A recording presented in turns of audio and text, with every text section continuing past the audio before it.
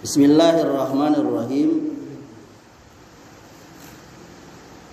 Tema yang saya akan bawakan pada kesempatan ini yakni seputar kesalahan-kesalahan di dalam sholat, yakni kesalahan-kesalahan seputar masalah sholat. Saya juga bertanya kemarin dengan Adinda Hasnul, ini kira-kira apa ya yang bagus? Karena saya ini kan baru perdana di sini ya.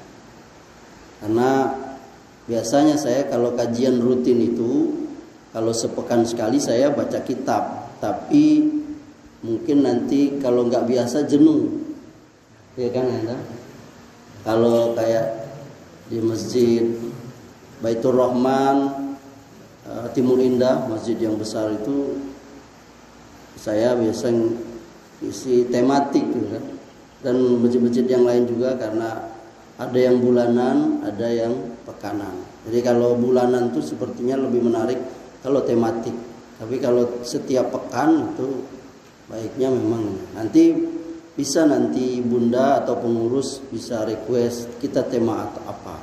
Nah kalau tematik itu bisa masalah akidah, masalah manhaj, mungkin masalah fikih, muamalat, atau adab dan akhlak, karena memang luas sekali pembicaraan itu ya.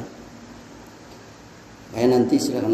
Maka saya tanya juga konsepnya bagaimana, apakah saya mengisi lalu ada soal jawab, atau hanya mengisi saja, atau mengisi nanti boleh kalau ada yang langsung ingin bertanya. Saya pikir berjalan saja ya. Yang jelas untuk saat ini waktunya ya ini insyaallah malam Rabu nih, malam Rabu nih ya. Rabu, tapi belum tahu ya pekan keberapanya ya, antara maghrib dan isya.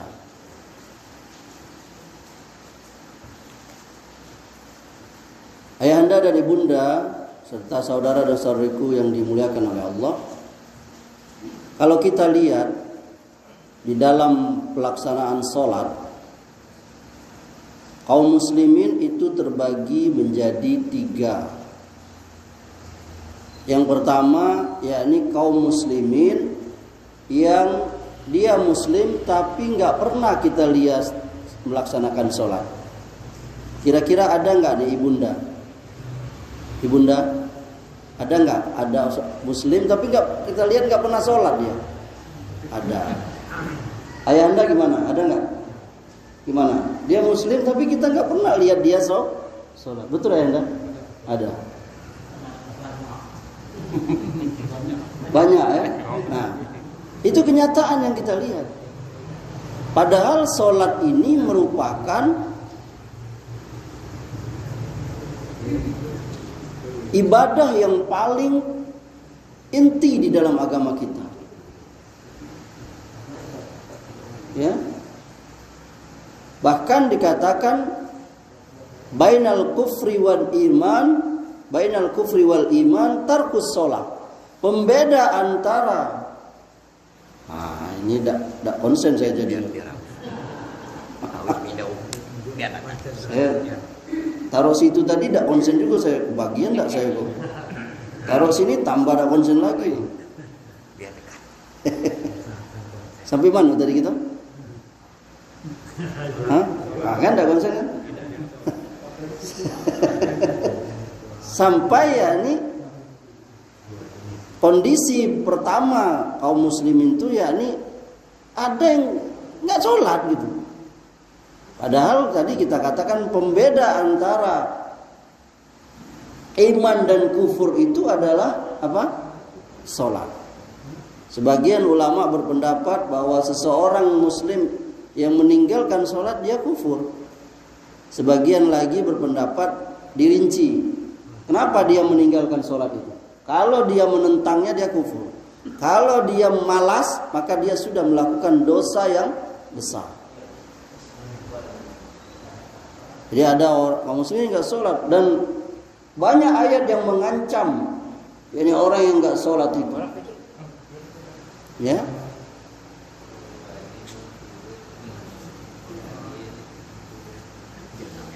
Ya. Ada satu ayat di dalam Al-Qur'annya itu mengisahkan tentang bagaimana penduduk surga itu bisa berjalan ke neraka. Lalu mereka bertanya, "Ma salakakum fi saqor?" Apa sebab kamu masuk ke neraka ini? Yakni neraka Sakor. Neraka itu kan ada beberapa namanya.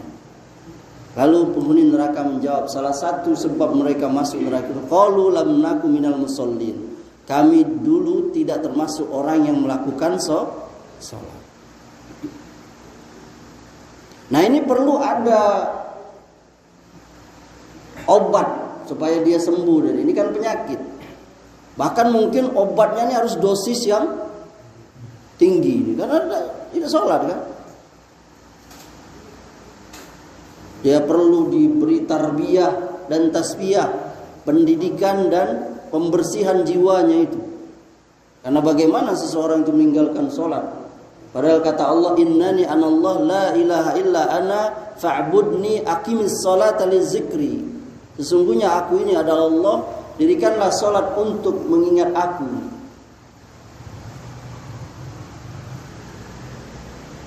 Jadi bagaimana seseorang meninggalkan sholat? Berarti dia tidak ingat dengan Allah.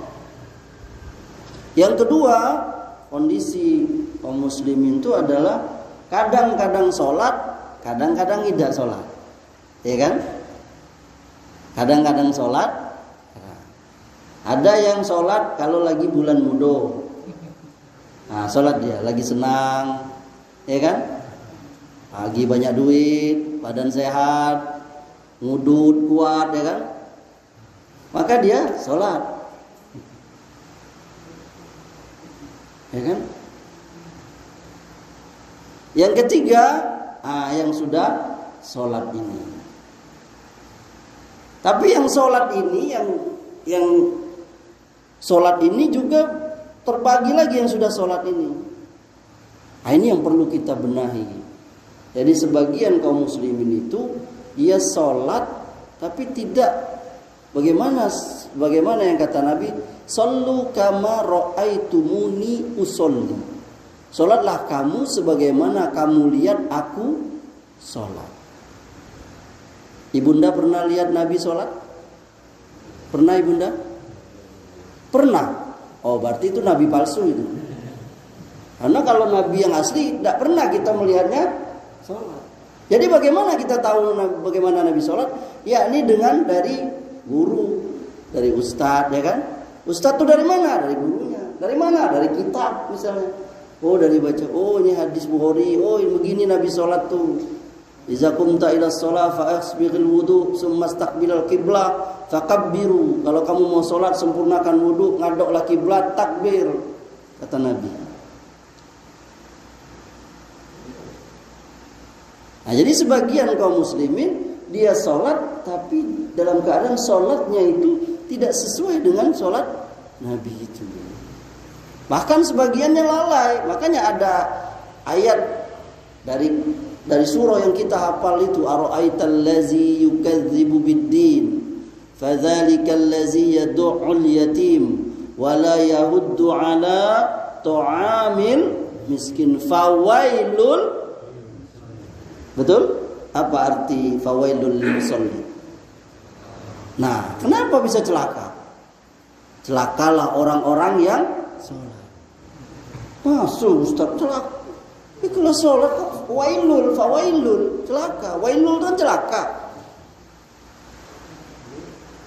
Allazina hum an salatihim sahun. Nah, yakni orang-orang yang sholatnya itu sahun. Ma makna sahun? Apa makna sahun? Yakni lalai. Apa lalainya? Bisa jadi lalai dari waktunya. Sehingga dia menunda sholatnya itu, tergoda oleh setan. Kelala sholat, kelala, ya kan? Masih sibuk, kelala, nunggu akhirnya di jamaknya antara asar dengan maghrib. Jamaknya asar dengan maghrib. Padahal asar itu sholat siang, maghrib itu sholat malam, beda itu. Tidak boleh di jamak, di hukum jamak aja tidak boleh. Yang boleh di jamak itu zuhur dengan asar, maghrib dengan isya. Itu tidak. Kenapa? Karena wailul tadi. yakni melalaikan, belum selesai main poli kok, ya kan? Lalu masih main poli, ya kan? Belum selesai arisanku, ya kan? Ibunda, belum selesai nengok barang di BIM, ya kan? Padahal nengok aja beli dah. Nah itu. Jadi kalau kita lihat tuh begitu kondisi kaum muslimin sholat itu sekarang ini. Yang nggak sholatnya itu beragam karena nganggap sholat itu hanya gawe ratuan. Yang sholat itu tinggal penghuni masjid ini kan kebanyakan gaya tua.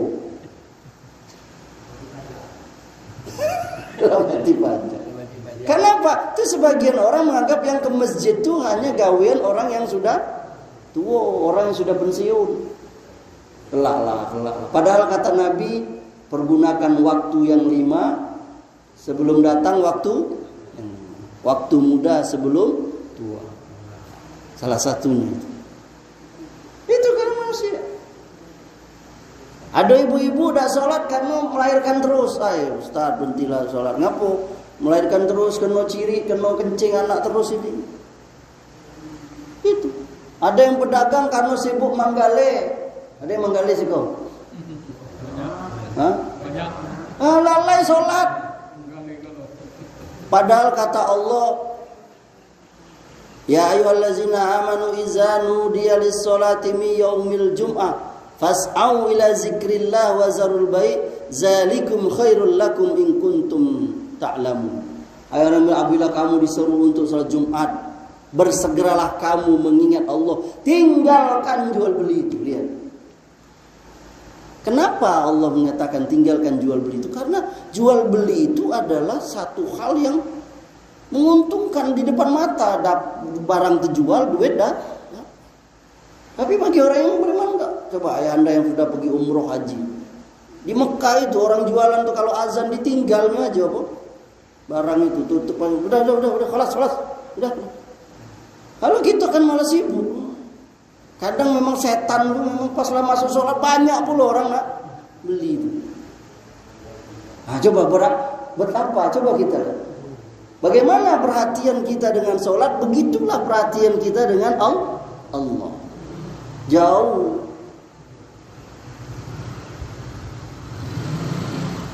Kondisi sekarang ini itu dari sholat atau tidaknya. Ada yang gara-gara sibuk kerja, ada yang sibuk macam-macam. Kalau kita masuk ke cara sholat, beragam lagi itu. Kalau sholat jamaah misalnya, berapa banyak? Kondisi jamaah itu yang jauh dari sunnah itu. Apalagi kata Nabi, sholatlah kamu sebagaimana kamu lihat aku sholat. Jauh dari sunnah. Kami para imamnya, berapa banyak kami para imam, saya lah ya, saya nggak nunjuk siapa, kayak saya jadi imam tuh nggak ini jadi imam. Padahal imam tuh kalau bawa mobil tuh supir. Kalau supirnya ugal-ugalan, entah dapat dari mana SIM-nya, kan bahaya itu. Bisa mobil tuh bisa kecelakaan. Imam tuh lihat, imam Nabi SAW kalau kita jadi imam tuh lihat kondisi jemaah. Bahkan sunnah itu Nabi SAW tuh meluruskan dulu, lihat dulu. Lalu dia memperhatikan safnya. Dilihat ada orang tua atau apa. Jadi imam tuh latihan.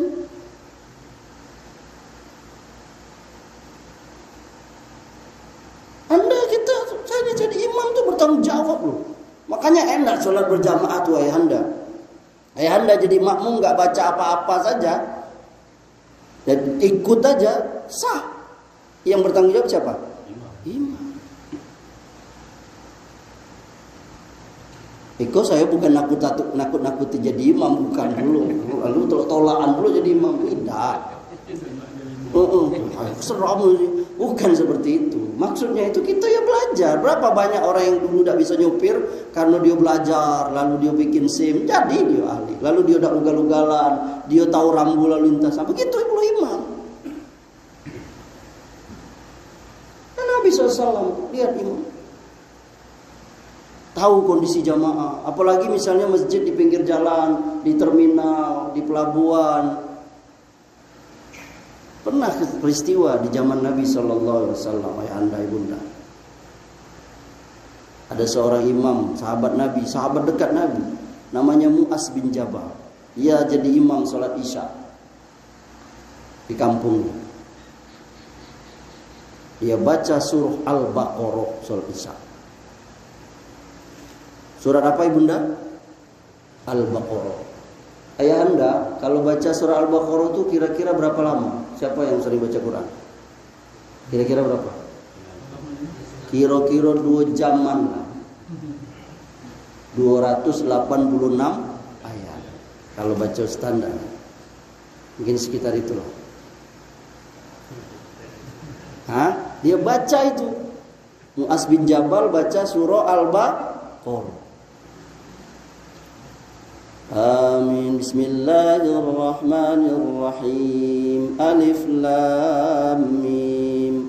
Dzalikal kitabu la raiba fihi hudan lil muttaqin alladzina yu'minuna bil khusus al-ayat.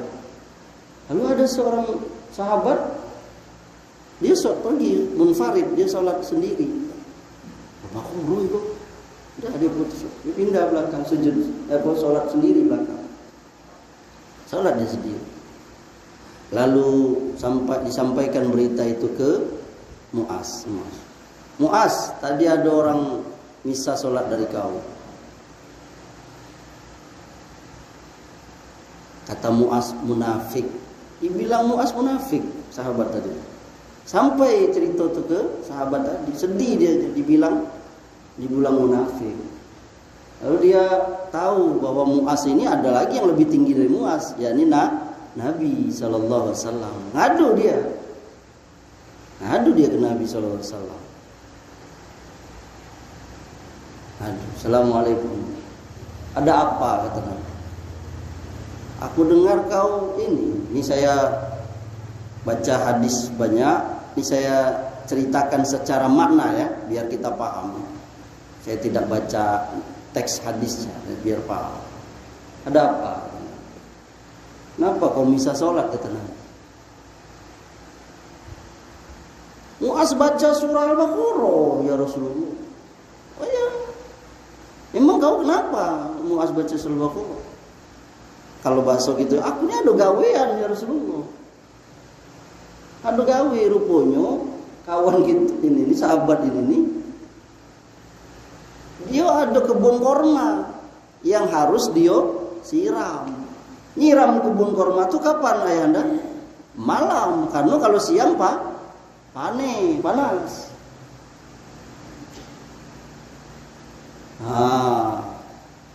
Mu'az baca Al-Baqarah lamu, aku nak nyiram kebun korma aku ya Rasulullah. Oh gitu ya. Jadi kau baca apa? Kalau sholat, atau sahabat tadi itu, aku baca Al-Fatihah. Terus aku minta surga, aku berlindung dari neraka. Berarti dia cuma baca.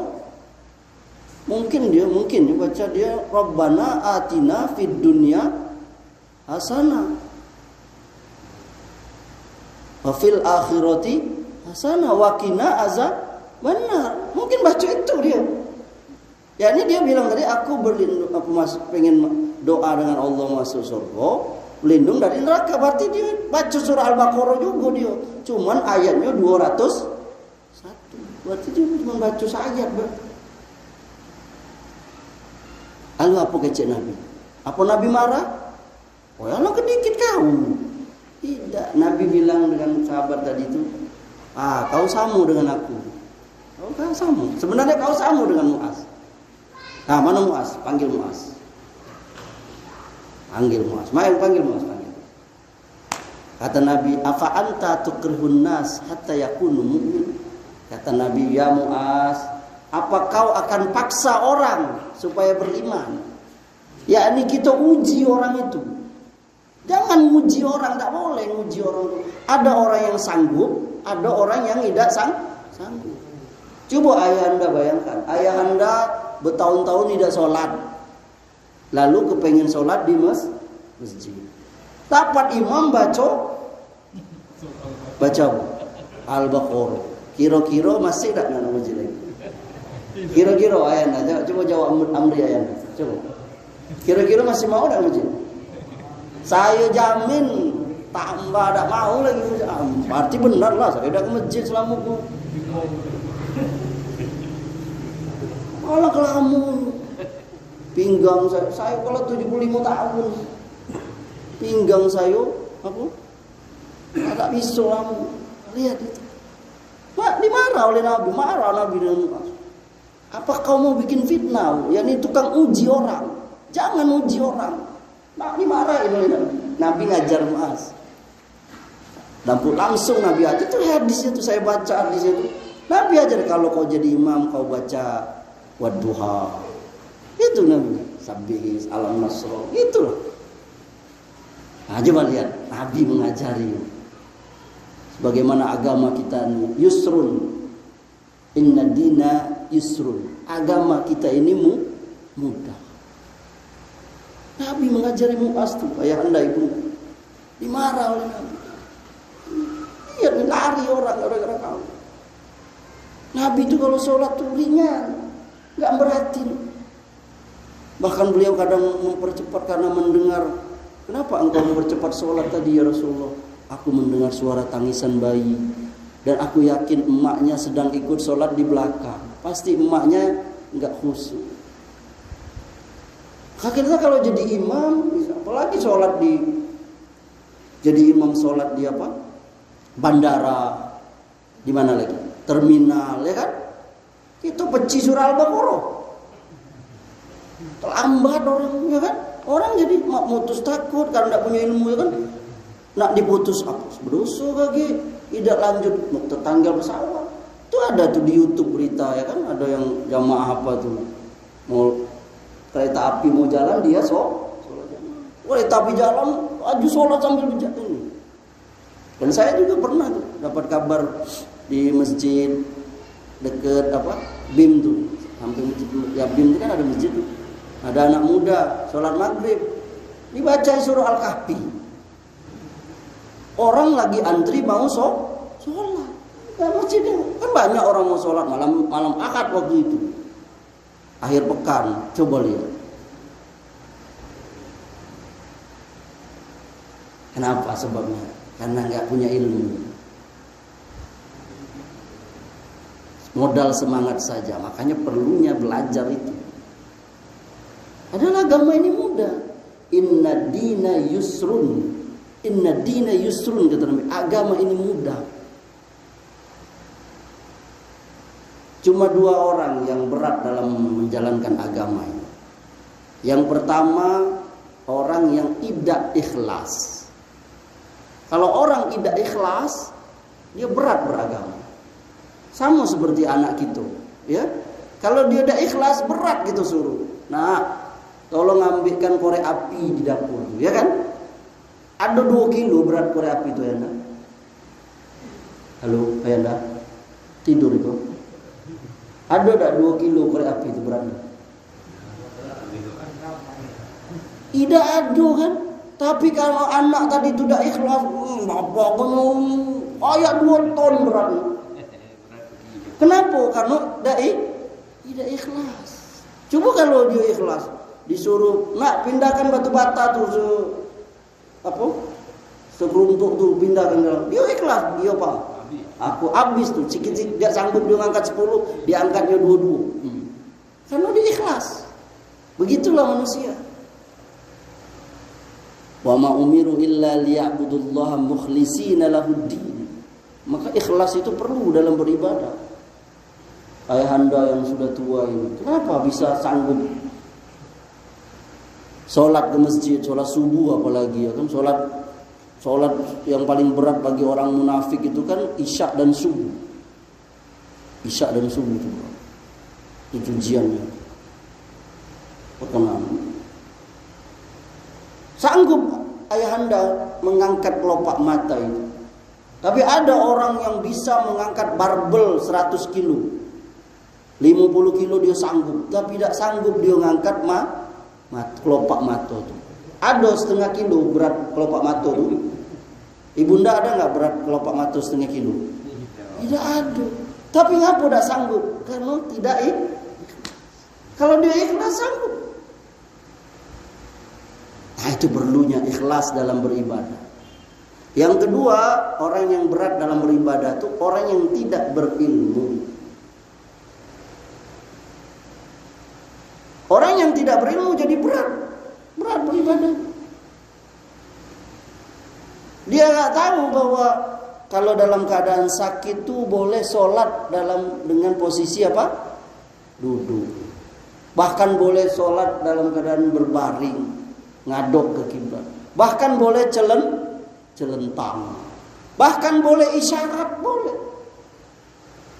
La yukallifullahu nafsan illa usaha. Allah tidak memberikan beban yang kita tidak sanggup. Fattaqullaha mastata'tum. Bertakwalah kepada Allah semampu kamu. Apa itu? Semampu kita. Kalau orang nggak punya ilmu berat. Bahwa kita dalam keadaan safar tuh boleh mengqosor sholat, yakni menjamak sholat. Ayahanda yang kalau kakinya pegel, terlalu lama, silahkan dipanjangkan kakinya, nggak apa-apa. Ngaji dengan saya santai aja, ya nggak apa-apa ya. Silahkan kalau kakinya pegel silahkan. Ibunda juga selonjor aja, biar enak ngajinya. Sampai mana tadi gitu? Oh, sampai selonjor. Selonjor lah. Nggak apa-apa. Jadi ada kemudahan. Yakni kalau kita safar bepergian, boleh menjamak. Maghrib dengan isya, zuhur dengan asar. Bahkan boleh dikosor. Yang 4 jadi 2. Kalau maghrib boleh tak dikosor ibunda? Jadi 1,5 boleh tak? Halo ibunda, boleh tak? Tidak boleh, berarti udah belajar ibunda. Kalau berilmu itu. Jadi enak, mudah beribadah tuh kalau punya ilmunya. Tidak sanggup uduk pakai air. Pertama mungkin karena airnya udah ado. Memang udah ado nih airnya. Atau kalaupun ado, untuk yang lebih penting, yakni untuk minum. Ada syariat dalam Islam rukhsah keringanan, yakni tayam. Atau ada airnya tapi kita tidak bisa nyentuh air tuh. Mungkin karena sakit, demam, apa? Boleh kita tayam. Itu kemudahan di dalam agama kita. Nah, itu pentingnya itu berilmu. Kalau nggak berilmu binasa kita. Susah jadi. Orang berilmu tuh makin tiap kalau orang berilmu ya kan. Mudah. Saya pernah makan di restoran yang besar. Tempat hotel lah. Datanglah makanan itu. Makanan pembuka. Kita makan lah. Makan punya orang kita makan dulu. Sampai kenyang. Tahu-taunya datang lagi makanan yang baru. Rupanya itu makanan pembuka katanya. Apa namanya itu? Asnul? Apa? Appetizer apa pokoknya. Jadi ada makanan tuh bunda, makanan pembuka, makanan utama, makanan penutup. Sendok tuh aja ada sendok makan, ada sendok macam untuk naruh satu, ada ininya. Saya tidak tahu. Saya juga pernah dulu waktu masih nyantri, saya bertiga, ada teman saya dari pelosok Sumatera Selatan pokoknya di pelosok lah, pagar alam atau apa. Dia orang dusun lah, kawan saya. Yang satu lagi orang kaya, teman saya, anak orang kaya di Bekasi. Lalu kita main ke rumahnya. Lalu teman saya yang dari pelosok tadi itu nanya, dia nak kencing kan, mana WC gitu. Kata kawan saya, rumahnya bagus, itu nak WC. Masuklah kita. Lama dia di dalam. Tahu-tahu keluar lagi dia. Ngapo kata kawan saya? Tidak nyu air nyu kata. Kering itu dalam.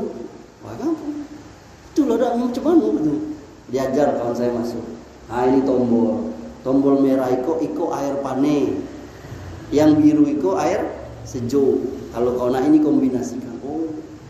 Keluar sudah selesai dia. Untunglah ampun anyu dak berilmu dak. Kalau dak lepas galau perabotan sayur itu. Siram pakai air keran warna merah. Dan itu di zaman Nabi pernah terjadi, ibunda, ayahanda. Suatu ketika ada sahabat Nabi yang mereka safar perjalanan, mungkin jihad atau apa, atau safar biasa. Di satu tempat ada salah seorang sahabat itu sedang duduk tertimpa batu kepalanya, bocor kepala, berdarah keluar terus. Inilah kalau istilah kita sekarang diperban, ngocor terus. Ini darah itu dari kepalanya. Nah malam itu qadarullah, takdirullah pula, sahabat tadi yang yang kepalanya kena batu dari itu yang keluar darah itu ihtilam dia. Apa tuh ihtilam? Mimpi basah, mimpi junub, keluar sperma, keluar mani. Iya kan? Kalau keadaan biasa, orang yang mimpi keluar sperma itu wajib apa? Wajib mandi, wajib kalau dia mau sholat subuh. Betul? Ayahanda betul? Ayahanda pernah mandi wajib? Kok ragu jawab? Saya pernah, sering ya. Itu jujur aja. Nah sahabat tadi juga dia mimpi. Dia bertanya dengan kawan-kawannya. Aku ini kepala, sebagaimana yang kamu tahu, kepala aku kan bocor, tertimpa batu. Darah. Tahu malam tadi mimpi dulu aku. Mimpi junub aku. Kira-kira ada dah keringanan rukso untuk aku. Apa kecek kawan-kawan sahabat tadi itu? Woi dado, wajib kau mandi. Dengar jawaban itu, sahabat tadi itu dia orang yang taat. Sami'na wa ata'na, aku dengar aku. Oh itu ya udah. Mandilah dia nak sholat subuh. Mandi dia. Qadarullah, takdirullah. Sebab itu dia meninggal. Ya bayang kepala berdarah suruh mandi. Meninggal dia. Innalillahi wa inna ilaihi raji'un. Lalu berita itu sampai kepada Nabi sallallahu alaihi wasallam. Marah Nabi, ditegur keras. Nabi, qataluhu. Kamu sudah membunuhnya. Kenapa kamu tidak bertanya dulu? Sesungguhnya obat kebodohan itu adalah bertanya. Fas'alu ala zikri in kuntum la ta'lamun. Bertanyalah kamu kepada ahli ilmu kalau kamu tidak tahu. Malu bertanya sesek itu dulu kata ayahanda. Sekarang sudah ada GPS juga sesek. Saya pakai GPS tadi. Mana?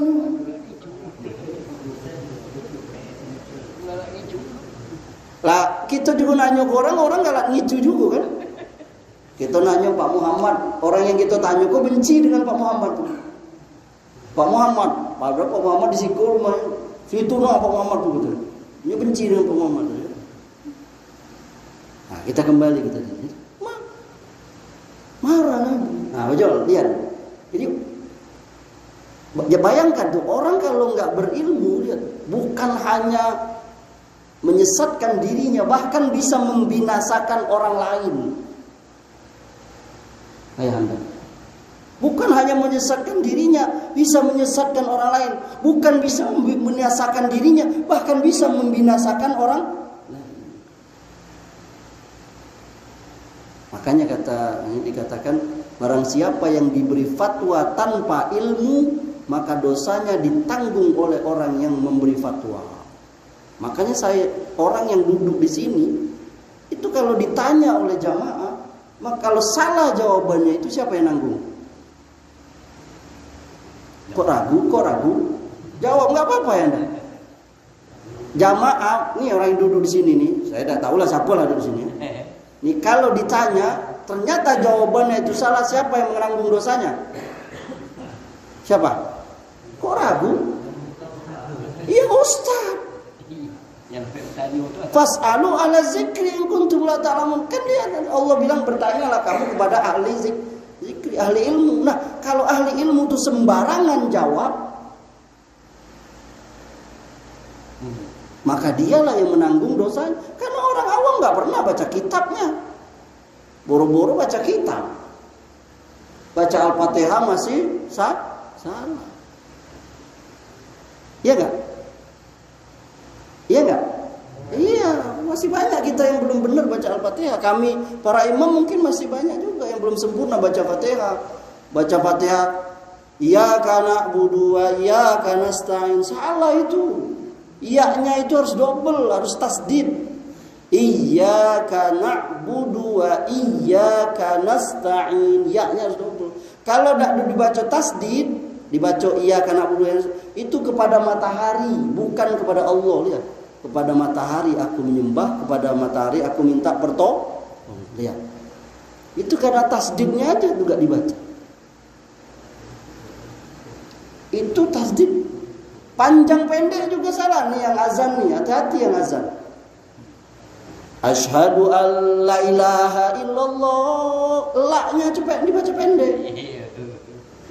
Nih yang azan, saya tidak nyinggung muazin musikoi dah. Entah masjid mana lah. Asyhadu an la ilaha illallah. Salah itu. Harusnya asyhadu an la ilaha illallah.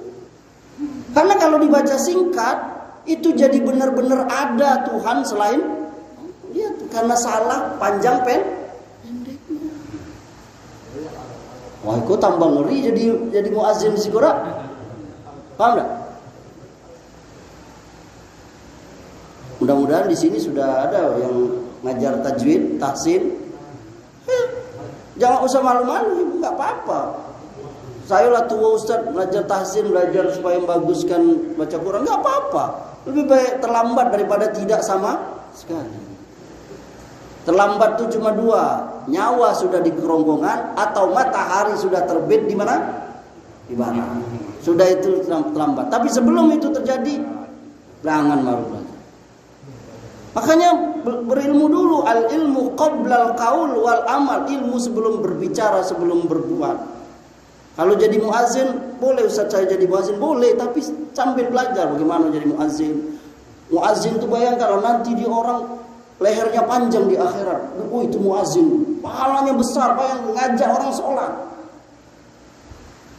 Maka jadi muazin tuh. Ada seperti saya pernah, bukan muazin siko. Entah masjid, saya lupa lah masjid. Dia azan cak iko nah, iko mik dah. Dia azan taruh iko mimbar, mimbarnya rendah, dah tinggi. Cak iko nanya azan. Allah, ya Allah. Niatnya azan tuh udah bagus, tapi cara azannya belum sempurna. Mungkin karena nggak belajar. Sunnah itu azan itu di sini, nah ditutup kalau. Nah. Benar mengeluarkan suaranya, dilantangkan. Kalau sunnah itu hayal sholat ke kanan, hayal falah. Itu bukannya santai. Gitu. Waduh, masya Allah udah sampai waktu kita ya. Barangkali ini yang bisa saya sampaikan. Ya, cukup ya Anda. Apa ada yang ingin bertanya?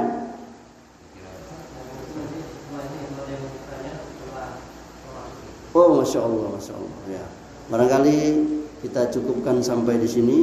Semoga ini bermanfaat. Saya juga tadi nggak melihat jam. Harusnya kita sediakan waktu 10 menit sebelum sholat. Barangkali insya Allah pada waktu yang akan datang, atau nanti ada yang juga ingin bertanya, silakan pada insya Allah. Wassallallahu ala nabiyina Muhammadin wa ala alihi wasallam wa akhiru da'wana alhamdulillahi rabbil alamin. Assalamualaikum warahmatullahi wabarakatuh.